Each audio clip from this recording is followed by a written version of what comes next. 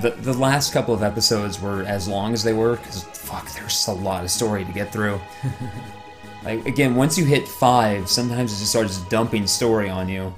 Up to 4, sometimes you'd have a bit of story, but it's usually just a few minutes. Like, oh, Kane, what are you doing here? Oh, no, I guess I'm back, though. Okay, let's go.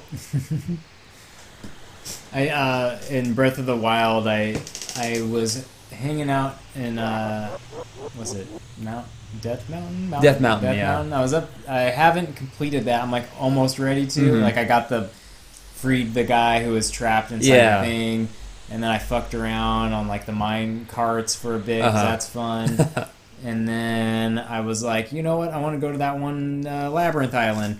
And so I went and I got on Horseface. That's my horse. Yeah. And I rode over there. And then there's like a Lionel around that skull lake. I fucked him up. And then I'm hanging out, making my way towards Tingle Island. Yeah. I got to Tingle... I took an epic quest to Tingle Island and was a little disappointed because, well, I won't spoil why, but you know why.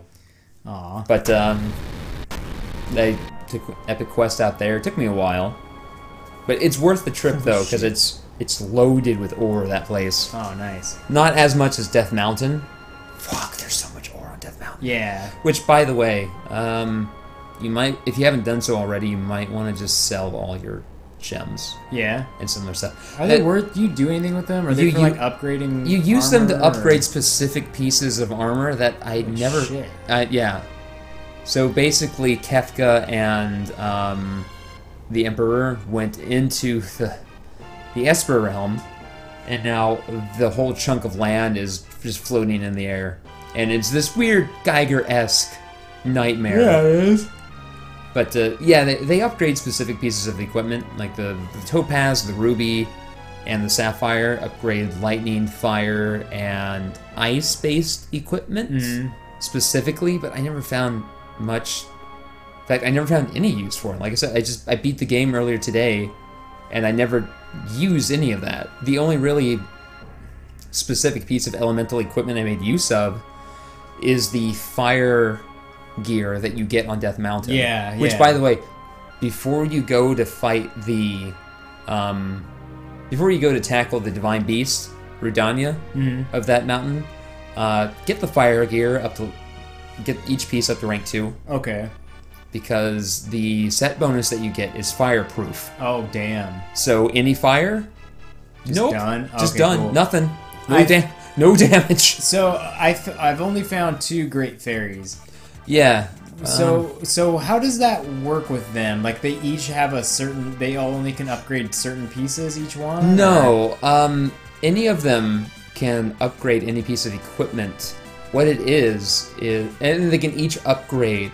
You can upgrade your equipment to a level equal to the number of Great Fairies you found. Oh. So when you find the first one, you can only upgrade your equipment by 1 level. Once you found 2, they can the 2...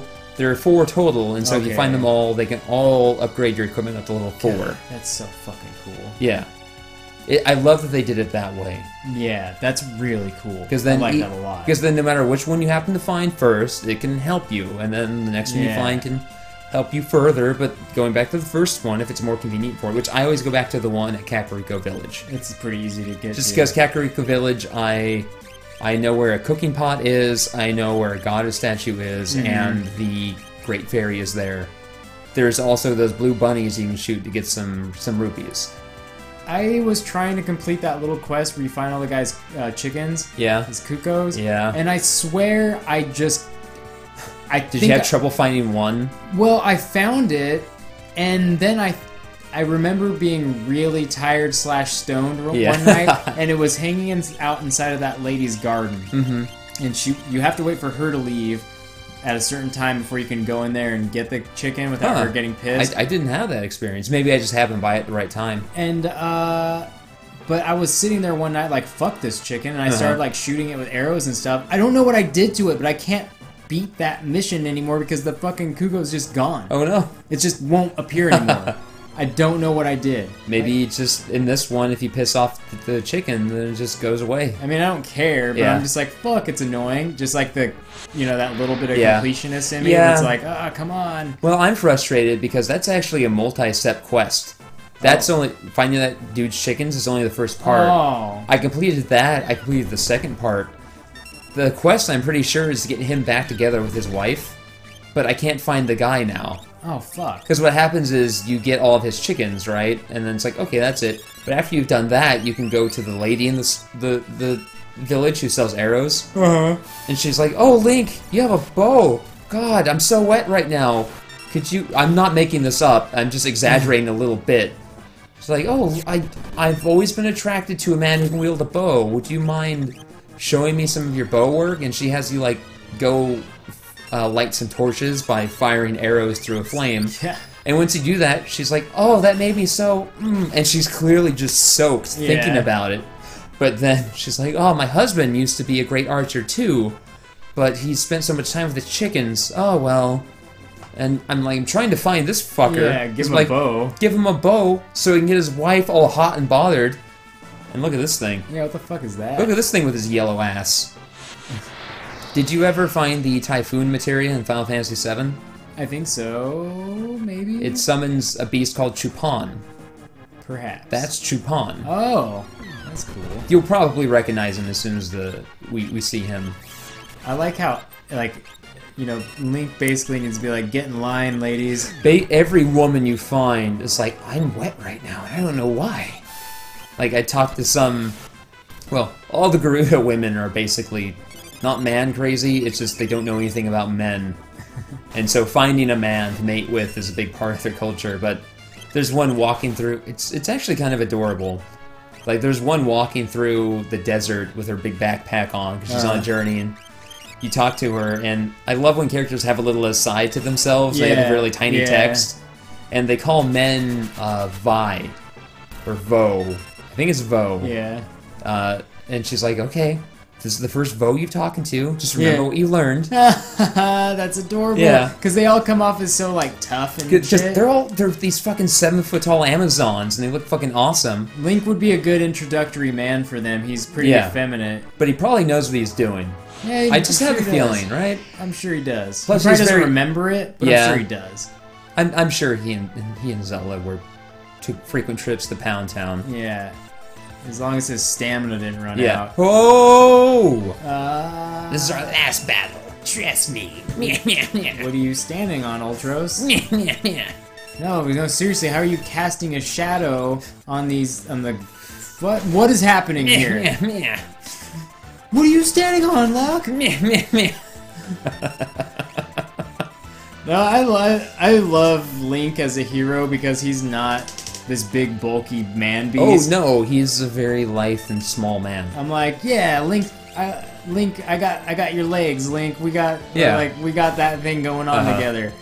Man, Chupan's fucking backside is weird. Yeah, his butt is a face. Was his face a butt? I shit out of both of these. My breath is bad. It's not even, it's bad. But yeah, Link, I'm always like, yeah, let's hear it for the slender dudes. Yeah, the slender men. Not Slender Man. Slippity slap slap. I wish that was the name of Ultros' attack. Slippity slap slap. Moist tentacle. Oh god. Sticky tentacle. Yeah, like there were implications in Ocarina of Time that ladies just wanted Link. Yeah. Oh yeah. Like there's the one Gerudo lady who helps you through the Temple of Light. If only you were older or something, right? What happens is, as you go there as a kid, and she's like, "Hey, if you get those gloves for me, I'll do something good for you," right?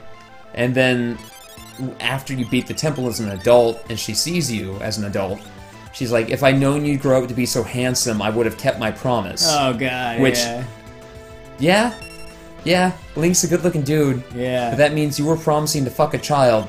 So that's weird. Link is like the opposite of Mario.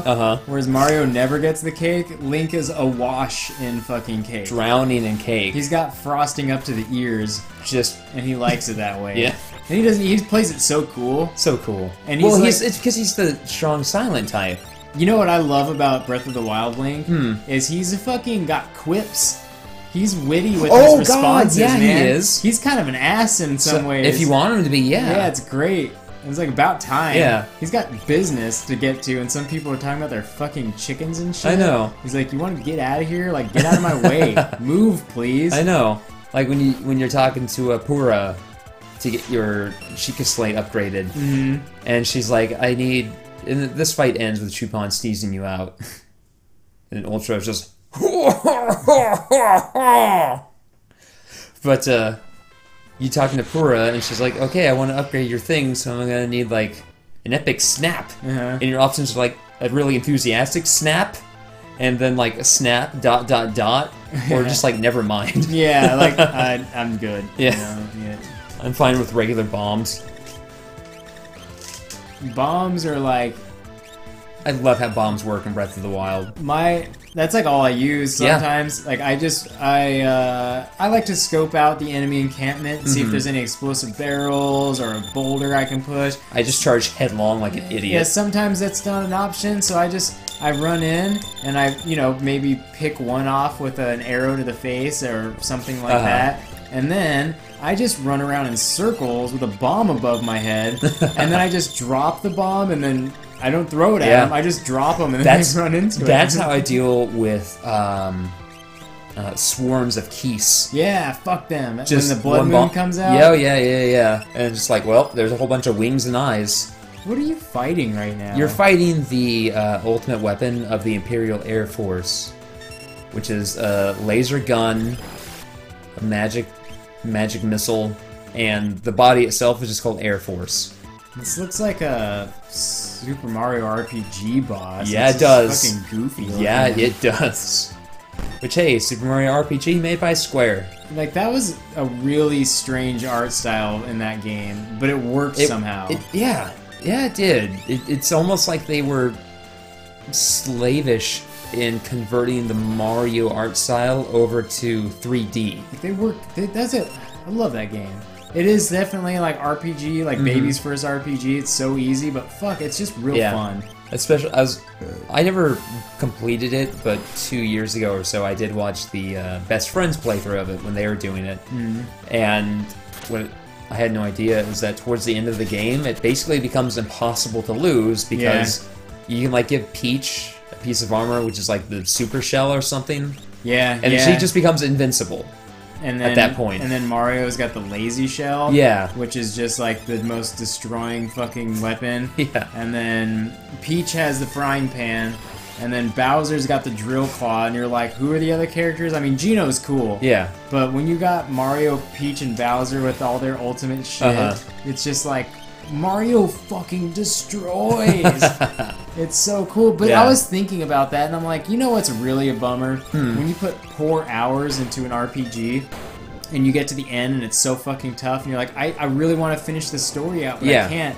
And so I kind of appreciate that about Super Mario RPG. Oh, yeah. You get to the end, and it's just trivial, and you're just coasting through to finish the story. It's fun. Yeah, from what I saw from the playthrough of it, Barkley Shut Up and Jam Gaiden is that way. Nice. Like, it's not a long game to begin with, which is why we should really play it, because it's only like 4 or 5 hours, I think. But the first hour or so is the hardest bit, but then after that it becomes fairly easy. But the story of it is why you're playing it. That the gameplay is fun and complicated as well, it's just this huge bonus. But the fact that the fights aren't very difficult means like, okay, I just get to enjoy this ridiculous story.